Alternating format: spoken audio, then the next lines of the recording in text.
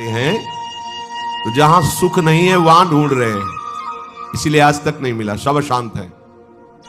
आपको तो जो जो चीजें चाहिए, जो वस्तुएं, धन संपत्ति, पद की आकांक्षा रखते हैं, तो आपको लगता है अगर ये मिल जाते तो मैं सुखी हो जाता।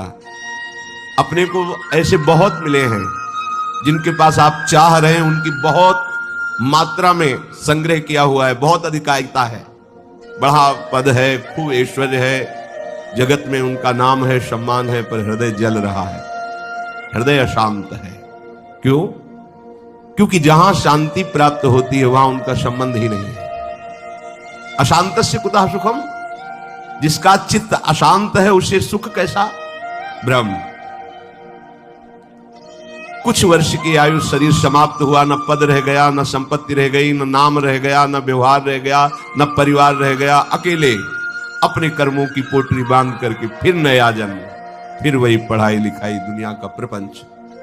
नहीं तो अन्य योनियों में कीड़ा मकोड़ा, पशु पक्षी। विश्राम कहां है? अध्यात्म योग में। श्री भगवान कह रहे निश्रेयसाय, मतलब दुखों का आत्यंतिक नाश, दुख का लेस नहीं जहां। अब अपने तो दुखालय में रह रहे हैं तो सुख को इसी में ढूंढ रहे हैं, तो हम समझते हैं कि अरबों खरबों रुपया मिल जाए, सुंदर सुंदर भोग सामग्री मिल जाए, मैं सुखी हो जाऊंगा।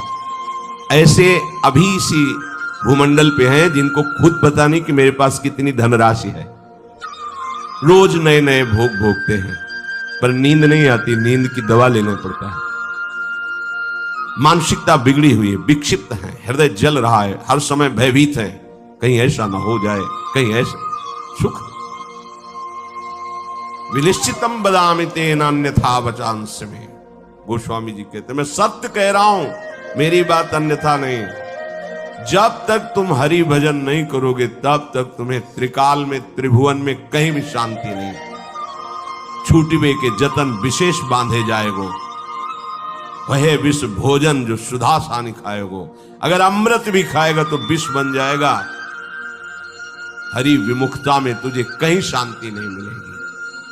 अगर हरि के सन्मुख हो तो विष भी अमृत हो जाए। गरल सुधा रिपु करहि मिताई, गोपद सिंधु अनल शीतला।